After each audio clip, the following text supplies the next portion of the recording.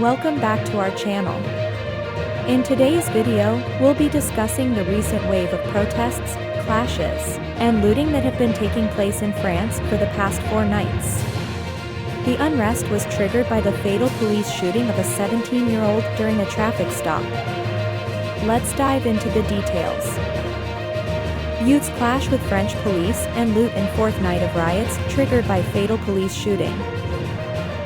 According to recent reports, the 4th night of protests in Nanterre, France, was marked by violence and widespread looting. Despite the deployment of 45,000 police officers, clashes and looting continued not only in Nanterre but also in other major cities like Marseille, Lyon, and Grenoble. The scale of the unrest is staggering. Over 1,350 vehicles were torched, and 234 buildings were set ablaze. Furthermore, there were numerous incidents of fire setting in public spaces, exacerbating the chaotic situation on the streets. The clashes continued despite France deploying 45,000 officers, the highest number of any night since the start of the protests, backed by light armored vehicles and elite police units.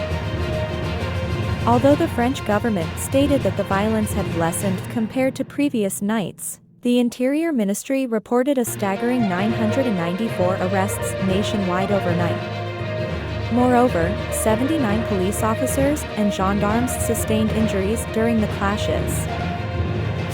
The government said the violence had lessened compared to previous nights, but the Interior Ministry still reported 994 arrests nationwide overnight, and 79 injuries among police and gendarmes. The clashes and looting have persisted despite the substantial presence of law enforcement. In Marseille, Lyon, and Grenoble, groups of often hooded rioters pillaged shops, wreaking havoc in the affected areas. The response from the French government has been significant. They deployed an exceptional number of police and gendarmes to handle the riots, the highest number seen since the protests began. However, the unrest has continued, and tensions remain high. Darmanin had announced an exceptionally deployment of police and gendarmes to deal with the riots over the death of Nahel, who will be buried on Saturday in the Paris suburb of Nanterre where he lived and died. In the wake of the 17-year-old's death, identified as Nahel,